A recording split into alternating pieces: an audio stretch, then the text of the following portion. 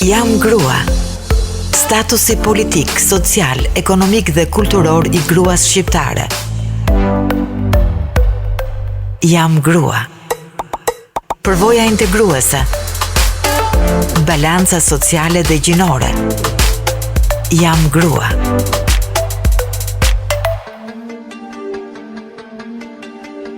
Miq të Radio Tiranës, mirëdita. Ja të kemi sërish bashk në emisionin Jam grua, si çdo të premte në mesditë. Personazhi ynë i sotëm vjen nga larg, punon dhe jeton prej më shumë se 20 vjetësh në zemër të Amerikës, në New York. Është shkrimtare, është mësuese, poete, një ndër gratë më të spikatura të diasporës, me një aktivitet të pandalshëm, ku do të veçoja kontributin e paçmuar në ruajtjen dhe kultivimin e gjuhës shqipe për fëmijët e diasporës dhe aktivitetin e saj mediatik në dobi të gruas shqiptare dhe të gjithë komunitetit shqiptar në Shtetet e Bashkuara të Amerikës. Para se ta ftoj në studio, le të ndjekim një përmbledhje të shkurtër të jetës së saj.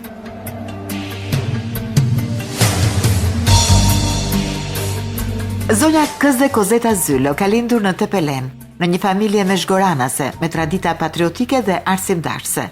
E diplomuar në Universitetin e Elbasanit Aleksandër Xhuvani për gjuhë dhe letërsi, punoi si mësuese në disa gjimnaze të Tiranës dhe kryen dhe studimet pas universitare në Universitetin e Tiranës. Shumë e apasionuar si mësuese dhe mjaft aktive në shtypin e përditshëm dhe periodik, organizatore dhe regjisore spektaklesh të rinisë e të tjerë, së bashku me një grup nxënësish drejton gazetën E Ardhmja në Gjimnazin Çajubi.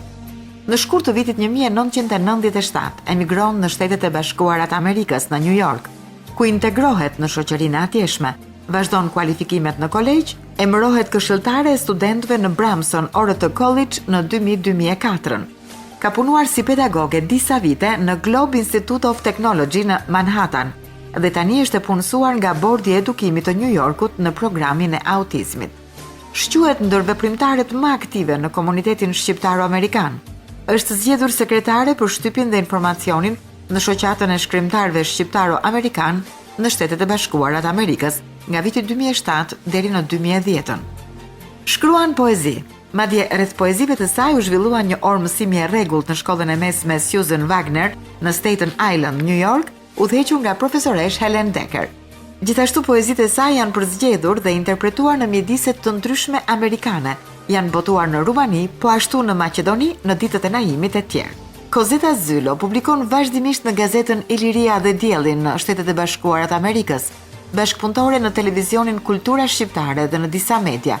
Së bashku me bashkëshortin e saj, zotin Qemal Zylo dhe familjen e saj, janë pronar të televizionit Alba Life në New York dhe themelues të shkollës shqipe Alba Life, ku bën dhe përfaqësuesen e medias. Është vlerësuar me çmime të ndryshme nga përfaqësues vendas dhe të komunitetit shqiptar në Amerikë, edhe për veprimtarinë e saj bamirëse, si dhe me certifikatat të ndryshme mirënjohjeje. Libri i saj Mjellmat po të vinë u shpall libri më i mirë i vitit në panairin e librit me shkrimtarët e diasporës në New York në 2009, organizuar nga Shoqata e Shkrimtarëve Shqiptaro-Amerikan. Ndër librat e tjerë që ka botuar do të veçonim librat me poezi: Monumenti i Lotit në 2005, Pranver pa mimoza në 2006, Një fjongo dielli nga New Yorku në 2010, si dhe Refleksione shpirtërore, kritik, ese, reportazhe në 2010. Bashkautore në disa libra të tjerë, si në antologjinë Perëndimi i Malluar, në librat Kur e lë zogu folen, I taka e fjalës e të tjerë. Ka gati për botim dhe 2 libra të tjerë. Kozeta Zylo është shpallur gruaja e vitit 2008 në New York.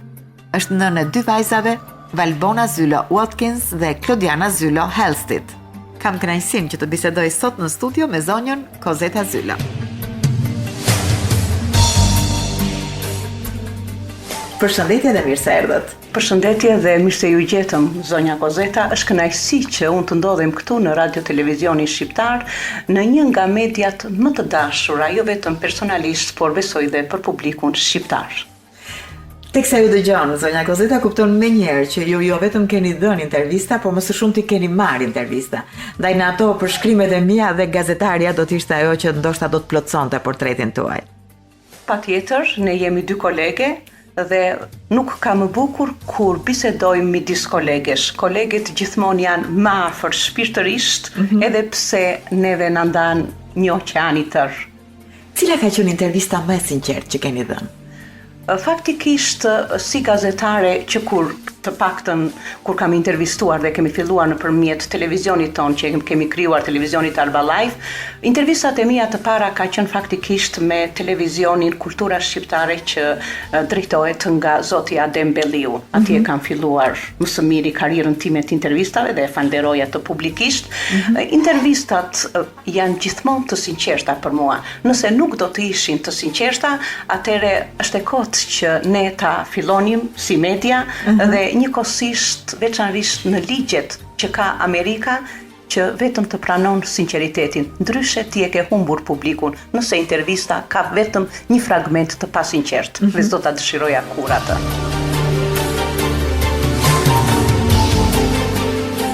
Cila është pyetja më e bukur që ju kanë bërë ose pyetja më e bukur që mendon se keni bërë? Janë disa pyetje, po gjithmonë, nuk e di, e kam shumë të lidhur me atë dhe unë. Pyetjet kur më thonë që kur e keni lënë atë dhe unë edhe pse, jo se janë më të bukura, po janë pyetjet më të dhimbshme dhe sigurisht që e kanë brenda gjithë bukurinë sepse kanë dashuri.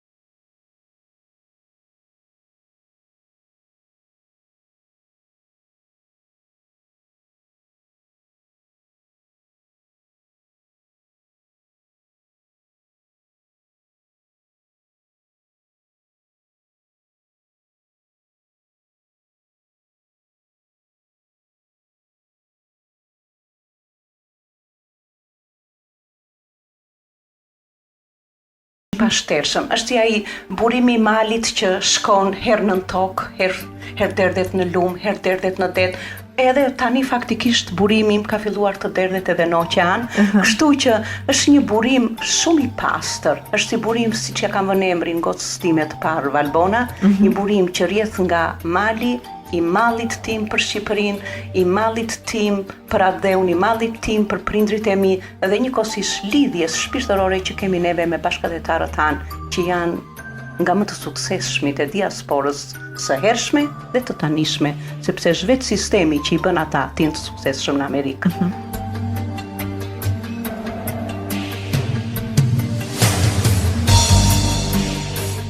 Keni në fakt shumë vite, mbi 20 vjet në Amerikë. Më themi që jeni integruar më së miri atje për të gjithë veprimtarinë që dhe e përcollëm në biografinë tuaj. Por unë do doja të ktheheshim prapa në vajzërinë tuaj. Si u vjen ajo në kujtesë? Vajzëria ime ka gjërat e bukura, ka gjërat e dhimbshme, dhe njeriu mundohet që ta jetoj. Natyra ime është një natyrë, edhe falenderoj Zotin për këtë, është natyrë e lumtur, edhe pse mund të ketë shumë probleme, patjetër. Do të thënë, e kam natyrën që të jem e qeshur, gazmore, dhe të përcjell edhe te koleget e mia amerikane buzëqeshjen time, humorin tim, dhe kam shumë kënaqësi. Do të thënë, jam pak në qiell, meqense jam artiste në shpirt. Gotën plot gjithmonë jo, a? Gjithmonë edhe buri për këtë më falënderon sepse nuk është natyra ime, po të kundërtat na kanë tërhequr kaq shumë sa e kompletojmë njëri tjetrin. Gjithsesi, vajzëria juaj ka hedhur themelet e asaj që ju jeni sot. Keni qenë një vajzë e bukur? Këtë është mirë që ta thonë të tjerët, faktikisht. Ju jeni ndjerë e bukur? Ndihem konfidente gjithmonë me veten time në çdo moshë, dhe kjo më kënaq që unë ndihem konfidente. Është e rëndësishme kjo për një grua? E rëndësishme mbi të gjitha është shpirti, por dhe mënyra se si ti kujdesesh për veten tënde. Kjo është shumë e rëndësishme. Që të jesh konfidente me veten do të thotë që ti mendoj që rezaton mirësi dhe rezaton miqësi, rezaton dashuri për veten tënde, dhe kur ti respekton veten tënde, unë besoj se i respekton shumë dhe të tjerët.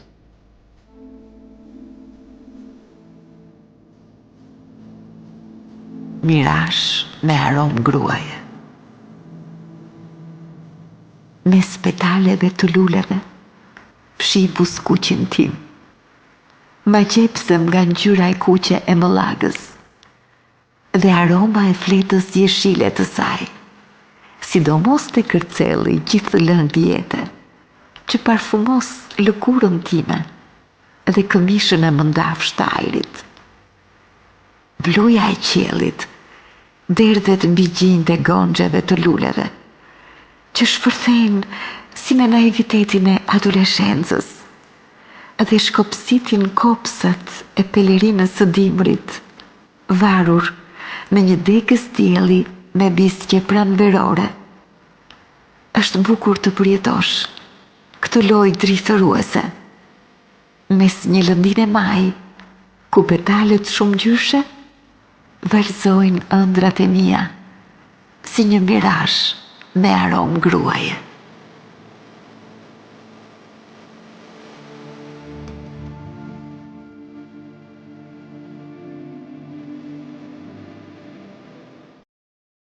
Ne kur vim në jetë nuk na pyet kush, që donim të ishim një grua, një vajzë, një djalë, apo një grua, apo një burr. Po ju, a jeni ndjerë lumtur që jeni grua?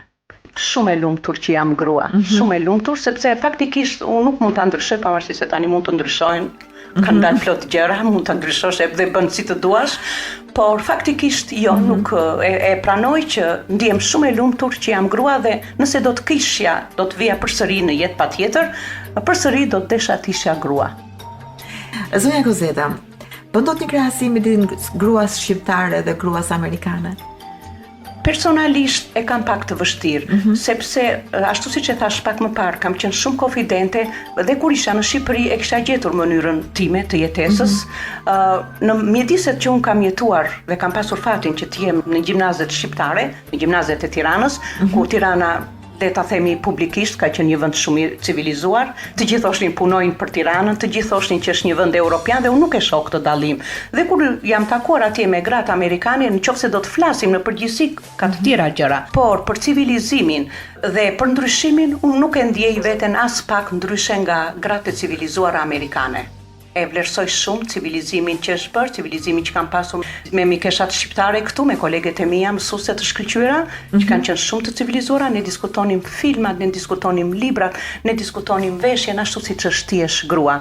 Dhe ne kishim një grup të mrekullueshëm, sidomos te shkolla 1 Qershori dhe Çajupi ku kam qenë, kishim një grup shumë simpatik dhe ne nuk pranonim të diskutonim vetëm çfarë gatove, çfarë bëre, nuk e kishim ndaluar këtë, sepse secili ka karaktere të ndryshme. Mund të kishte që i tregonin me detaje, bëra këtë, gatim këtë, dhe kishin dëshirë. Ne i kishim stopuar këto dhe diskutonim vërtet gjëra shumë të bukura, gjëra që neve na pëlqenin dhe na jepnin jetë. Se të diskutosh për gjëra të bukura të jep jetë dhe shumë e shëndetshme.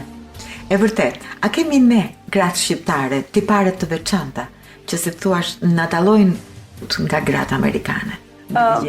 Duke jetuar midis dy vendeve dhe balanca po më shkon në New York, mund të thuhet shpesh midis shqiptarëve që neve jemi gratë më të bukura në botë, neve jemi gratë më familjare në botë, neve jemi gratë më kështu, por është e vërtet që unë nuk shikoj ndonjë ndryshim, janë familje të mrekullueshme amerikane, që vërtet befasohesh dhe mëson shumë prej tyre, sepse civilizimi në kuptimin shumë të mirë të fjalës sjell familjen e ngushtë pranë, ashtu siç pretendojnë familjet shqiptare, dhe nëse neve do ta marrim në përgjithësi në gruan shqiptare, sidomos në këto 30 vjet që si duket janë shprehur më lirshëm, unë mendoj se është e përgjithshmja tek gratë shqiptare, është shpërdorur shumë dhuna. Është fatkeqësi, janë përdorur shumë vrasje dhe unë nuk shikoj ndryshim midis kolegeve të mia amerikane dhe kolegeve të mia shqiptare. Nuk shikoj ndryshim. Ata e kanë familjen të shenjtë, edhe neve kemi familjen të shenjtë, po flas për familje të rregullta. Ka plot edhe familje shqiptare që janë shkatëruar. Befasohesh. Në studime të ndryshme thuhet që familja amerikane ka tipare të shpërbërjes. Unë nuk mund ta pohoj këtë, sepse tipare të shpërbërjes po shoh edhe tek familjet shqiptare. Është e pamundur që t'ja për statistika shumë të sakta. Nëse unë për shembull do të ndalem tek koleget e mia amerikane apo edhe te dy familjet që neve i kemi Krushqi, janë familje të mrekullueshme shqiptare. Qofse do të marr për shembull meqense kam sjell Dean këtu në besën time, ajo gjysmën e familjes i ka shqiptar dhe gjysmën e familjes e ka amerikan. Gjyshja e saj çdo verë, sepse ata jetojnë në Pennsylvania, çdo verë ajo mbledh 9 niprit dhe mbesat, 2 javë në shtëpinë e saj bashkë me burrin dhe kujdesen për t'i bashkuar. Ka 3 djemë të mrekullueshëm. Duket si tipar shqiptar ky në fakt. Tipar shqiptar dhe shumë i fortë, shumë të lidhur me njëri tjetrin. Dhe patjetër që ka dhe familje që janë shpërbër, që janë dhimbje, kur shkatërrohet familja, kur fëmia rritet i divorcuar, është pak shumë e vështirë, besoj unë, dhe janë edhe me fakte këto që janë shumë. Nuk mundet që ta sjell, mësojmë shumë prej Amerikës, edhe prej Shqipërisë gjërat më të mira. Ideja është që një grua amerikane, sikurse një grua jo shqiptare në vendet e zhvilluara siç është Amerika, është më pak përgjegjësi në familje krahasuar me një grua shqiptare. A është kjo e vërtetë? Shumë e vështirë ta them këtë. Shumë e vështirë sepse konkretisht për shembull kolegen time shumë të afërt Arlin, e cila është e divorcuar dhe ka një fëmijë pak autik, ajo bën në mënyrë të jashtëzakonshme me fëmijën e saj, me familjen e saj. Vërtet duket, domethënë ta them në kuptimin figurativ, është çmendurisht e lidhur me djalin e saj. Çmendurisht, sa na bën edhe ne të tjerëve që të kujdesemi për të. Aq shumë ajo e do. Dhe kam shumë të tjera në këtë formë. Edhe në ndarjen e punëve të shtëpisë kur bëhet fjalë për një janë shumë familjare. Janë shumë familjare. Shumë familjare, të ftojnë në barbecue, në gatime, në gjëra shumë korrekte. Shumë korrekte. Ka ndikuar tek ju? Ka ndikuar. Cilat janë ndikimet më konkrete që ka sjellë si thua jetesa në Amerikë tek ju si individ?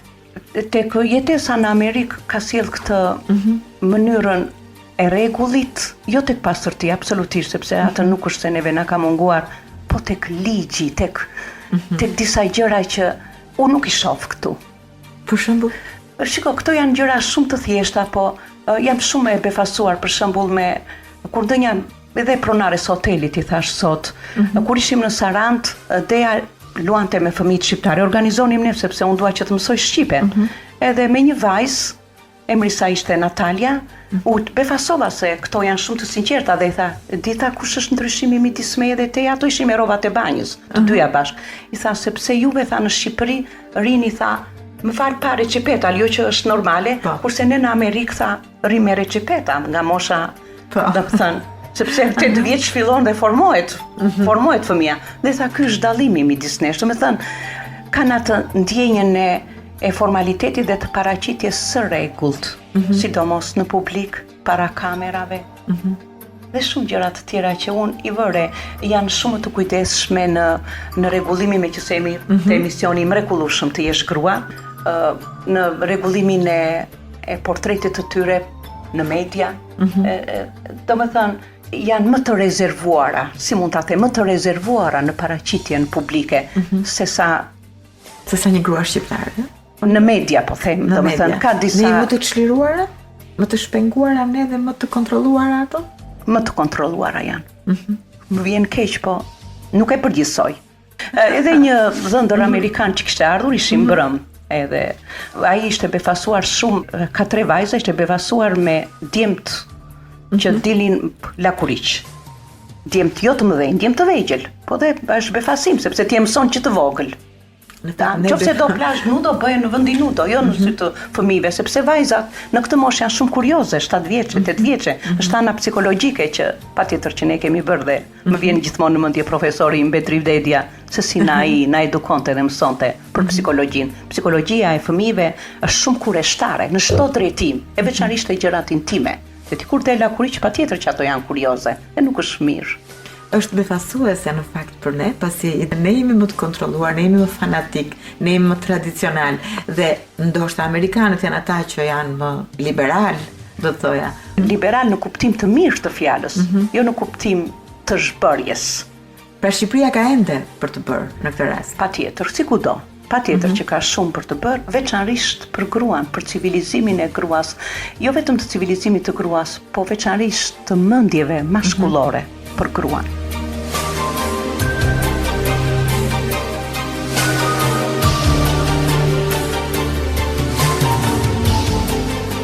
Me çfarë modelesh grash jeni rritur ju? Në radhë të parë jam rritur me modelin e mamas sime. Mama ime ka qenë një grua shumë e bukur, një grua e gjatë, shumë e gjatë. E adhuroja maman time, dhe pse ka punuar aq rënd në punat më të rënda, e shpengu jetësime, po mënyrën se si ajo dallohej për të kujdesur për veten, këtë e kam adhuruar me atë punë aq të rënd. Të punosh në kooperativ dhe vërtet pse mos ta denoncoj publikisht. Unë them se mbas internimeve lodhja dhe dhimbja ishte kooperativa për gruan shqiptare, qofse detyronin të ishi atje. Dhe kështu që ka qenë modeli im. Ke dashur të ngjash mamas? Kam dashur të ngjaj mamas, jo 100%, jo 100%, sepse kanë qenë kokulura dhe unë nuk e kam dashur atë. Si duket nëna i mban për vete tepelenase. Zakonisht tepelenaset i Ali Pash tepelenës. Tepelenaset para janë kokulura. Po zakonisht nëna nuk i tregon dhimbjet e fëmijët. Kur rritesh e kupton që nuk ka dashur të tregoj dhimbjet.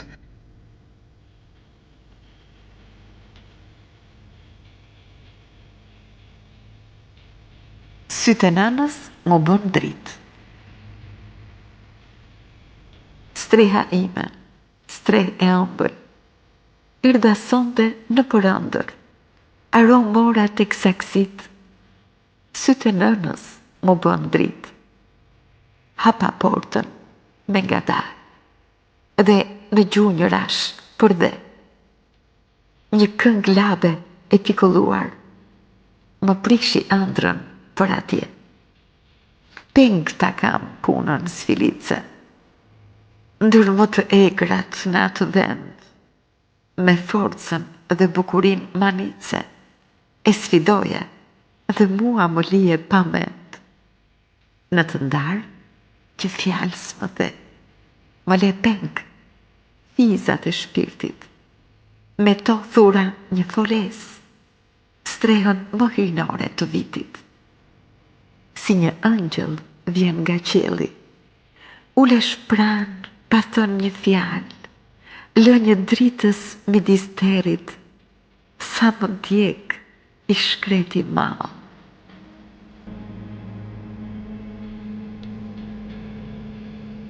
Vërtet është modeli mamas sime, shoqeve të saj të mrekullueshme që kishte shumë interesant, vërtet, domethënë mënyrën se si ato organizonin jetën në dasma që donin të visheshin bukur, flokët që i lyenin me këna, dhe ajo është një gjë civilizimit, është ajo që mos i linin flok. Na sa mundeshin, ato ishin kushtet. Një fustan 5 vjet, çak 5 vjet të rjetën, vdisnin me atë fustan, por e lanin me sapun, e fërkonin bukur, e mundoheshin ta shtrinin tek dielli, merr terezet e diellit fustani dhe unë kënaqesha, sikur formoheshin lule dielli. Dhe pastaj patjetër portreti i artisteve të mrekullueshme të Margarita Xhepës, e cila është një grua, një ikona e bukurisë shqiptare, e artit shqiptare, e mirësisë shqiptare.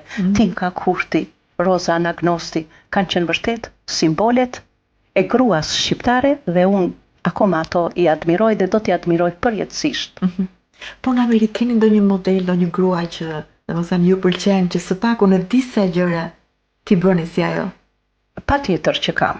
Janë mjaft gra amerikane që janë shumë të njohura në botë dhe për ne shqiptarët, jo të gjithë, sepse është e pamundur që shihet të jenë të njëjta, por në drejtim të gruas së fortë, gruas së hekur, gruas që kanë ndihmuar Shqipërinë, unë patjetër që e kam Hillary Clinton dhe në anën e politikës, por edhe në anën e mbajtjes, pse jo, ajo kishte shumë kujdes.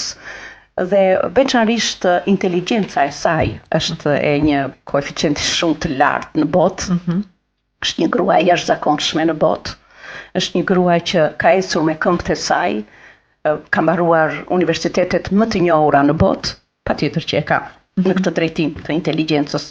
Ndërsa jo vetëm në Amerikë, por në drejtim të butësisë, si grua që jam dhe si ju Kozeta, në drejtim të butësisë, bukurisë, elegancës së saj, vështrimit të turpshëm dhe vështrimit pak të egër, patjetër princeshë Diana për mua. Jam grua. Miq të Radio Tiranës, jeni duke ndjekur emisionin Jam grua këtu nga Studio Kamerale Radio Tiranës, jam me zonjën Kozeta Zylo. Zonja Kozeta, më akuzojnë shpesh që dal nga ajo rrethi e emisionit Jam grua, por është e pamundur të mos pyes pak për atë që ju bëni në Amerikë. Dhe një nga ato që më ka intriguar më shumë është aktiviteti që bëni ju për gjuhën shqipe. Hapja e shkollave të gjuhës shqipe mua më duket një mision që po të kryesh të për mua i ke bërë të gjitha për Shqipërinë, pasi gjuha është ajo që s'të shkëput kurrë nga vendi yt. Dhe nuk e di se si funksionojnë shkollat Alba Life në Shkolla Shqipe Alba Life dhe televizioni Alba Life është një organizat jo fitim prurse, si quhet këtu, ligjërisht e formuar në New York. Profesionin e mësuesisë unë e adhuroj, çmendurisht. Mund t'i duket çudi dëgjuesve, po unë që 5 vjeçeja, si që kam dejan këtu, mirë ato kariket e vogla, qarë karike, si kur kishim karike shumë, stola i formoja, ndonjëherë edhe me gurë të bukur, si që ka vënë Edi Rama tek qendra ato gurët e mëdhenj, dhe i bëja si nxënës. Dhe imagjinata ime bësh sikur unë të isha mësuese, ose ngjitesha, e kemi pasur shtëpinë 2 katëshe, që nga gjyshi nga Amerika, dhe ngjitesha në përshkallë më duket sikur më filmonin si aktore. I bëja këto veprime 3-4 vjeçe. Dhe kështu që derisa e kam pasur këtë, mësuesia na ka ngacmuar shumë si familje. Dhe bashkëshorti im mbasi ishte shef i transportit të gjithë ushtrisë në Ministrinë e Mbrojtjes, e caktuan shef katedre, profesori i Akademisë Ushtarake, dhe mësuesia tek ne në familje ishte, Valbona është profesore në universitet, Klodiana ishte me pafin këtu që e përshëndes nga larg, të mrekullueshme Keti. Domethënë është një familje si këshill pedagogjik. Dhe duke parë veçanërisht qindra fëmijë, të paktën fillim se tani po me plot gojë janë miliona fëmijë në botë, miliona shqiptarë që nuk e flasin shqipen, vendosëm që të krijonim bazën e parë, celulën e parë të shkollës shqipe Alba Life, aty ku jetojmë në Staten Island. Mbasi e hapëm shkollën shqipe Alba Life, vërtet po vinin nxënës, nuk është dhe aq e lehtë që t'i bindësh prindrit për t'i sjellë, sepse janë shumë arsye, jo se nuk duan, po janë në punëra të ndryshme, është e pamundur, edhe pse ne u afrojmë që vimim. Jo se nuk duan, në përgjithësi, po ka dhe që nuk mund të mos duan.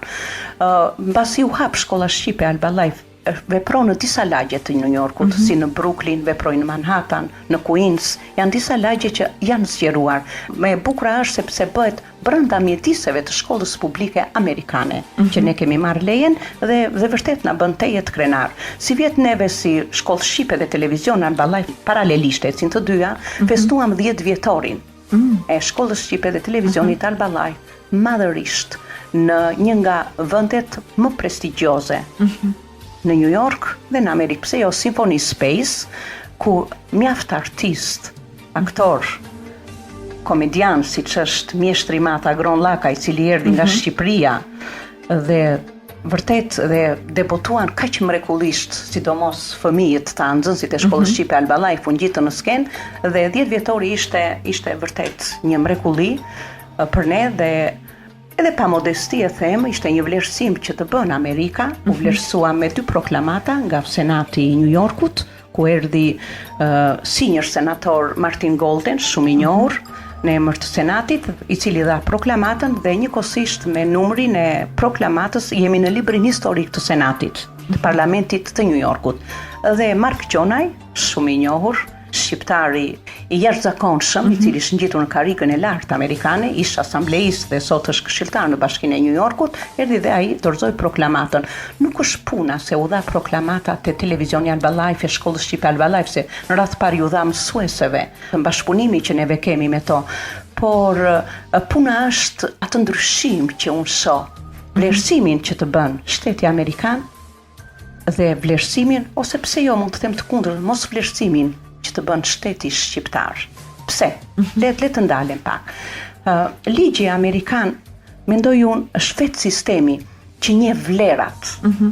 Kurse kur shikoj që merren, dhe atë kam diskutuar dhe me mjaft personalitete, siç kam qenë me mjeshtrin e madh Agron Llakaj, me Isataren, ish drejtori i klubit Partizani, kampion i disa llojet sport, kampion kombëtar, do të thënë të gjithë këta i diskutojnë që janë basarduar çmimet dhe këto çmime basardohen dhe jepet antivlerës, vlerë, gjë që nuk i edukon fëmijët tanë. Kur mori Sten Dragoti çmimin deri i kombit, që u lobua nga televizioni Albalife me Novruz Sheun, ish të ndjeri Novruz Sheu, shkrimtarin e mirënjohur, u mor çmimin deri i kombit dhe u dha në Rashati Room në Manhattan. Erdhi presidenti Nishani dhe në emër të Sten Dragotit, të regjizorit të mirënjohur hollywoodian, driti pas shpirti se ndroi jetë këto ditët e fundit, e mori televizioni Albalife, bashortim Qemal Zylo. Tani ishte vështirë shumë sepse ai jetonte në Kalifornia. Patjetër që i hipëm avionit dhe më vjen mirë që në momentet e fundit jetës neve i dham një gëzime dhe lotët e tij për të Pelenën, për prindrit e tij, për Shqipërinë, peshonin sa 7 kala. Por çfarë dua të them me këtë për çmimet? Na thanë që do të kemi një darkë të ngushtë, të gjithë ata që morën çmime, jo, unë edhe bashortim, por ishte çmimi i Sten Dragotit që na mblidhte bashkërisht. Dhe midis bisedës që u bë aty, bisedë shumë e ngushtë, i thash presidentit, nuk po fliste me që se jemi të emisioni të jem grua, dhe thash do ta marr fjalën unë e vetmja grua këtu, dhe patjetër duart rokitën se burrat civilizuar që ndodhesha pranë, dhe i thash kur unë erdha këtu, i thash, mbasi u vesha, u rregullova, më pyetën besat e mia, Dea, Saranda, Ema, ku do të shkosh nëna? Dhe i thash do të rregullojmë, po ashtu si u asqarova sepse dhe vështirësia e gjuhës, të gjitha po u thash, është një lloj sikur ju të jeni shumë të mira në shkollë, të vlerësojnë dhe u japin çmim, po ky është një çmim shumë i lartë, thash sepse është si çmim për gjithë Shqipërinë. Dhe desha t'u jepja mesazhin që kur jepet çmimi nderi kombit ose çmimi më i lartë i flamurit kombëtar apo i Skënderbeut, se nderi kombit vjen i treti, mos gabohem, unë dua që të frymëzohem prej këtij çmimi. Do të thënë fëmijët e mi unë t'i frymëzoj. Nëse mori Sten Dragoti, unë dua t'i frymëzoj fëmijët e mi. Unë konkretisht për shembull frymëzohem nga Gjergj Kastriot Skënderbeu, Nën Tereza. Do të thënë çfarë janë marrë çmime të tjera, ka shumë çmime të pamerituara, mua nuk më frymëzojnë. Do të thënë që kur të jepet çmimi, duhet të jetë burim, frymëzimi, si ai burimi që thash pak më parë, që vjen nga mali. Të më frymëzoj, siç u thash, artistët e mrekullueshme që i kam për bukurinë dhe për artin e tyre. Pra, duhet jemi shumë të kujdesshëm në vlerësimin e gjërave.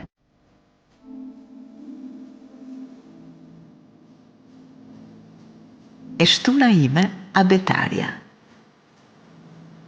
E shtuna ime është abetaria. Bashk trinjake, sigurisht. Më ndemb në asht kur shqipja tretet, ndër të ikurit natyrisht. Po ja, më thoni ju, emigrant, se sa fëmijë nuk flasin shqip. Thonë se janë me miliona. Shtohen për ditë, tragjikisht. Unë e ndjej dashurin tuaj për shqipen tonë, gjuhë perëndie. Por nuk mjafton vetëm ta duash, por të jesh dhe roje i kësaj pasurie. Se tokat, detin, nga i vodhën. si një pulbardh klith me vajtim. Fuqi nuk kam për çfarë ndodhin, por rozaf murosem për alfabetin tim.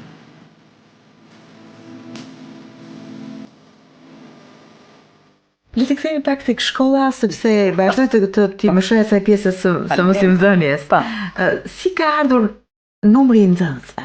Numri i nxënësve gjithmonë është Që janë bërë 10 vjet. Është shumë në rritje, sepse përderisa neve kemi hapur gazetetën në celula e parë në një lagje e New Yorkut, fillon të hapeshim në disa lagje të New Yorkut, siç është Brooklyn, Manhattan, Queens. Domethënë kjo është një sukses. U kaluan vështirësitë e para për të thirrur nxënës në shkollë? Vazhdojnë të jenë, ato vështirësi do të jenë. Kushdo që hap një shkollë shqipe, ata më kuptojnë jashtëzakonisht mirë. Vazhdojnë të jenë, do t'i telefonosh, do kontaktosh, do t'i bindësh.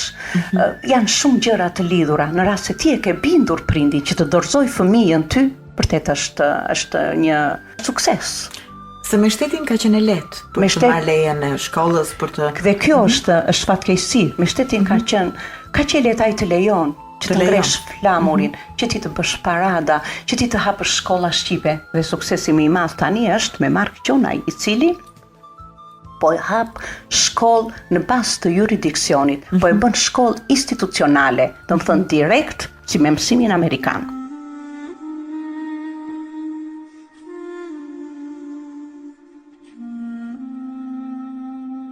Në autobus pranë meje ul një lypsar. Nga aroma e ndjeva, nga zhapat e lëkurës së tharë, ku tërbimi i erës po më tërbonte, u ngrita paksa të ndroja vendin, por në moment ndryshova mendimin dhe me të fillova bisedimin. Doja t'i bëja moral për ndryshim, por shpejt më pyet si e ke emrin. Kozeta, i them me nxitim. Furishëm përgjigjet në gjysmë çmendine. Të lutem, i them, mos më afro pranë. Do t'i jap unë bukë dhe dollar.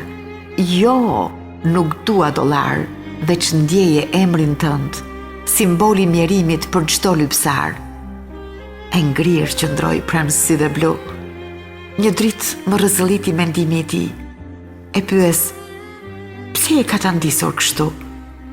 Më thot, i mbetur jetim, që është në fëmijëri.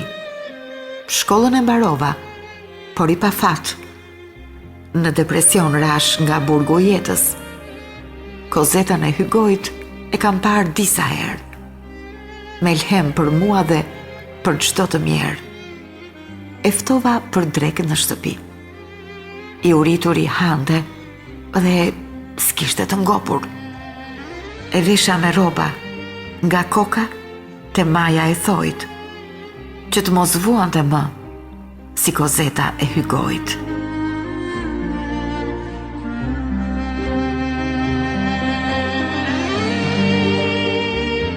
Faktikisht, te Kozeta dhe lypsari ka marrë gjithmonë emrin tënd të bukur, Kozeta me Viktor Hygojt, dhe e kam krijuar atë iden me lypsarin se si e kam përjetuar atë. E kam përjetuar dhe patjetër që... Ka qenë një moment i vërtet? I vërtet ka qenë. Moment i vërtet. A ka lypsa në Amerikë? Pyetje e vështirë, por të jem e sinqert dhe vërtet ka. Ka lypsa. E dhimbshme është ti shikosh lypsit me një thes të zi në kokë e me radhë. Por aman ata duan që të jenë lypsa, jo se i lë Amerika. Jo se i lë. Asnjë shqiptar nuk kam parë deri tani që t'jetë lypës, sepse kërkon që të punoj. Mos të harrojmë se Amerika ka asistencë, ka welfare-in për shumë njerëz që nuk punojnë, për shumë njerëz që kanë shumë vështirësi, që nuk njohin gjuhën, ka asistencën, ka shtëpit për njerëzit e varfër, që i strehon, u jep shtëpi, shkon atje. Ata nuk shkojnë, se mund të jenë me depresion, kanë probleme nga më të ndryshmet. Mund të kemë biseduar me 2-3 dhe ata kanë pasur vështirësi ose mund të ketë qenë përdorimi i drogës, mund të ketë qenë një depresion shumë i fuqishëm, humbje e një jete, dhe ai e ka kënaqësinë më mirë të ri atje në stret tek një building në Manhattan veçanërisht, për shembull, dhe të lyp, e ka kënaqësi se sa të shkojë dhe të strehohet nga shteti amerikan. Edhe një pyetje lidhur me aktivitetin mediatik të Alba Live, është e vështirë, është e lehtë, si funksionon një televizion i kësaj natyre, edhe a mundet ai të ketë një auditor shqiptarësh? Televizioni Alba Live në New York, i cili funksionon 24 orë me paketën digjitale TV Alp, të cilit i falenderoj pronarët e TV Alp, 24 orë në çdo cep të globit, qofse ata duan ta shikojnë. Patjetër që media është shumë e vështirë, por duke pasur bukurinë dhe kënaqësinë dhe dashurinë që ke ti për çdo lloj pune, ty gjithmonë të jep bukuri dhe ta bën shumë herë më të lehtë. Patjetër që mundohem të gjej gjëra të lehta për të kaluar dhe të përballosh vështirësitë, sepse neve nuk jetojmë as me televizionin Alba Live, as me shkollën shqipe Alba Live. Të gjitha Nuk janë fillim prurse. Absolutisht, këto janë punë vullnetare në shërbim të diasporës dhe të kombit, sepse ne kemi punrat tona. Unë jam në shkollën publike amerikane që punoj në programin e autizmit, bashorti im është inxhinier në Norwegian Christian Home në Brooklyn, kështu që neve mbajmë familjen tonë me ato. Këto janë gjëra që bëhen mbas punës son, janë komplet në mënyrë vullnetare, prandaj të vlerëson Amerika, e vlerëson shumë punën vullnetare dhe të jep shumë kredite, sidomos nxënësve që marrin scholarship bursa me një fjalë siç i thon këtu, dhe e vlerëson shumë dhe është bukur kur ti punon dhe harxhon kohën në mënyrë aktive. Televizioni është ligjërisht dhe e bën të lehtë dhe ka audicion shumë shqiptar, patjetër që ka, përderisa suksesi ynë madh ishte në 10 vjetorin e televizionit Alba Live dhe të shkollës shqipe Alba Live, ku për 3 ditë u mbyllën kërkesat, sepse u plotësua komplet numri i Symphony Space, me loshin, me gjithçka, dhe i telefonuam njerëzit që mos na marrin, e hodhëm në publik, u mbyll, na vjen keq, maybe në 15 vjetorin mund ta bëjmë në një sallë më të madhe dhe në mënyrë figurative, pse edhe në stadium. Shiko, kjo ka bëjmë atë aktivitetin e pandalshëm, që unë e përmenda që në fillim tuaj. Është një aktivitet që më duket se s'do të ndali, megjithse keni sa mbesa, 3 mbesa dhe 1 nip. 3 mbesa dhe 1 nip. Shiko, është ai sinqeriteti që e shton audiencën tonë edhe respektin. Të dyja bashkë. Të dyja bashkë. Po si gjyshe si është Kozeta? Si gjyshe, duke bërë dhe këto punë, ja u marr pak atë kohën që unë duhet të harxhoja më shumë, por nuk ka status më të bukur në botë për një grua që të bëhet gjyshe.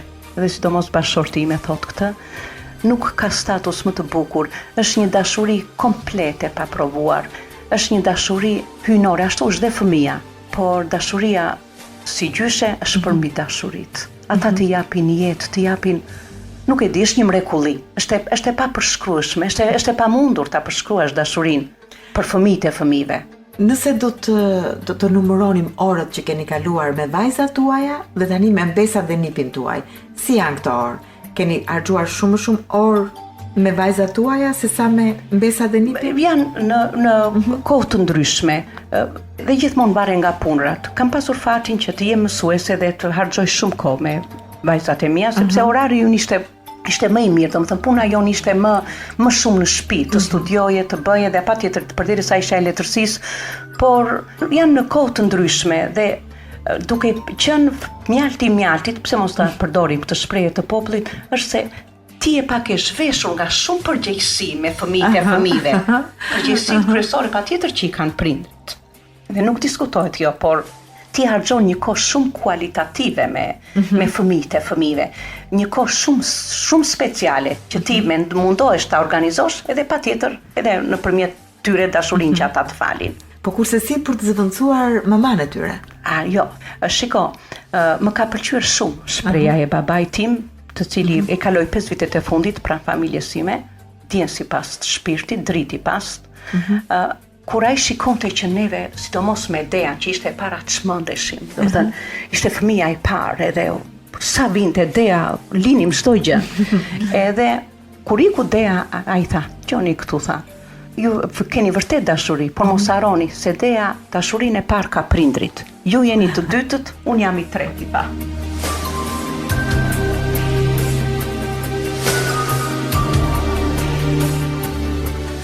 Po lidhja me poezin. Lidhja me poezin. Ti je grua, do të thotë ti je poezi. nëse ti vërtet e ndjen në gjithë qenien tënde që je grua. Të jesh grua, do me thënë të jesh poezi. Poezi. Shumë e bukur. Dhe unë do doja që në mbyllje të këtij emisioni, ne t'ju durojmë një montazh të shkurtër me poezitë tuaja. Faleminderit shumë. Duke i falenderuar shumë që ju kishim sot në studion e emisionit Jam Grua. Ishit një vlerë shtuar për këtë emision. Dhe natyrisht duke falenderuar dhe gjithë dëgjuesit që na ndjeken. Edhe për mua ishte shumë kënaqësi që krijojmë këto lidhje kaq të mrekullueshme dhe të kisha përballë kolegen time Kozeta, kaq simpatike me flokët e bukura, si më sjell ato hynit greke të antikitetit dhe patjetër dhe mbi të gjitha hyneshën shqiptare Dea në kuptimin e brunes. Dea e Butritit.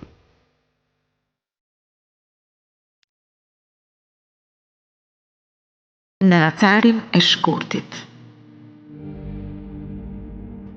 Ma grise qelin e shpirtit, i rëndi trishtim. Me natën e ikjes, zemrën ma plogështon. Shteci e fundit, bulevardi tim. Në atharin e shkurtit, pishat i kundroj. Ndarje e hidhur, e rënda ndarje. Që më gjithë e ca qoshëza në dhomëzat e shpirtit, se qërim të strukura, të reshkura, pa frimë marje, si ca drutët djegura, mbetur në ngjyrhiri. Edhe kur avionit shkarazi do t'i hipi, me këmbët zvarë, rrugëve të përbaltura. Me vete do të marrë krahët e hallakatura, që s'dim ku do të përblasen, tutje në Perëndi.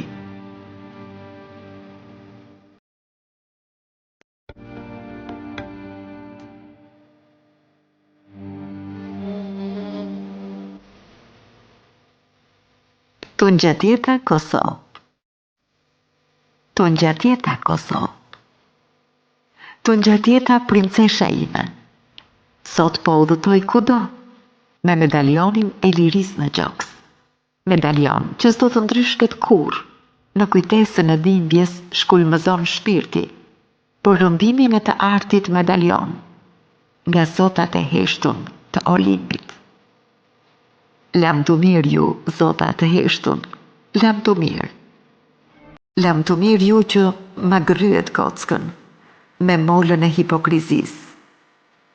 Princesha ime Kosovë, më lejo të vë buzët në bistjet e liris.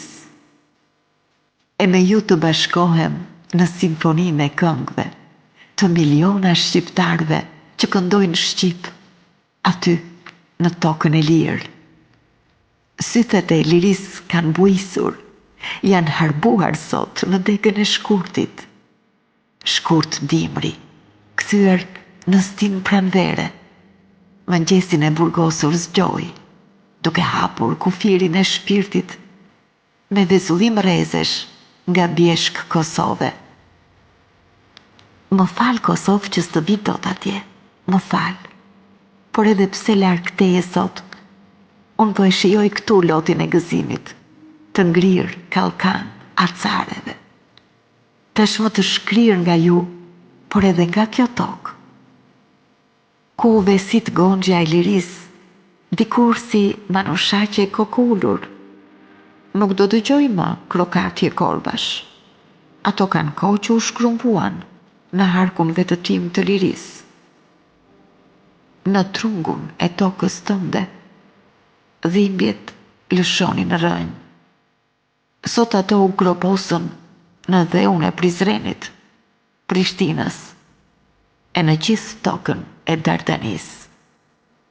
Unë kam kohë që jam larg teje. Kam kohë, por edhe pse larg, vetëm të këty përkundem me ninulla, në të vetmin djep, me shqiponjë gdhendur, me emrin Kosovë, me emrin Shqipëri. Eja, liri Kosove. Eja dhe të kun. Më ka prej dore, se sonte dua të hedh vallen e Rrugovës, me xhamadan sokolash e me plisin e bardh në kokë, të trand botën e çmendur, që shekuj me radh, ta përtypën lirin.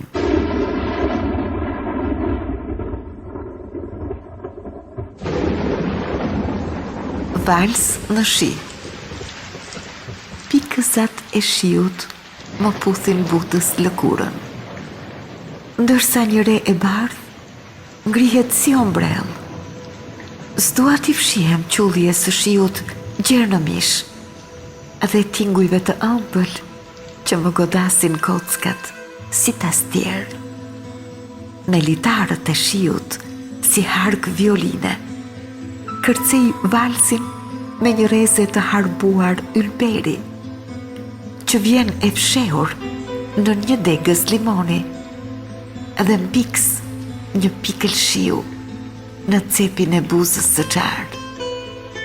Ndërsa soqt, me pend të lagura në përtela, thahen nga zjarri i simfonisë së dashurisë, dhe bashkë me ta përjetojmë qaste magjike.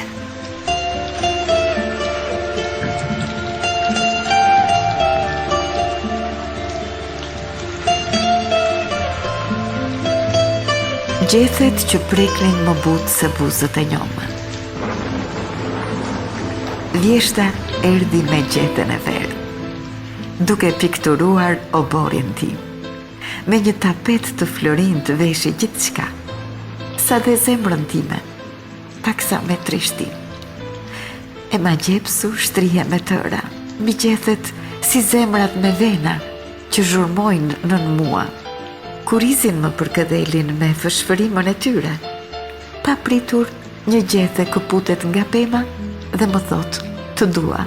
Oh, që më kujtove vjeshtën e Tiranës sime, ku në këtë stin gumëzhin të shkolla, rënjet e gjetheve nga pemët atje, preknin më butë se buzët e njoma. Gjethja e bronzt me vjeshtën e artë, të shton gjelozin paksa, për gjithë shka. Ti lyen flokët në ngjyrën e grujnët, si për t'i thënë hënës, kam ngjyrën tënde, mos munda.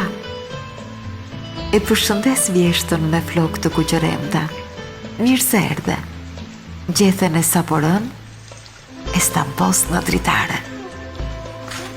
Dielli i përhimt rezaton nga kapilarët e gjethes, si dehje të romancës sime, luajtur në kitar.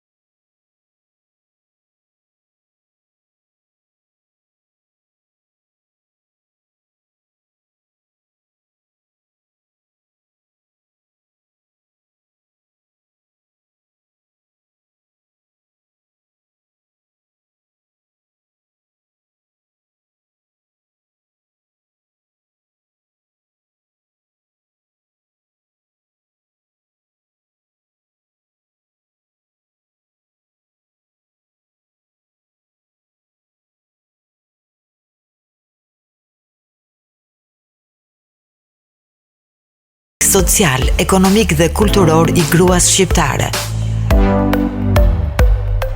Jam grua. Përvoja integruese. Balanca sociale dhe gjinore. Jam grua.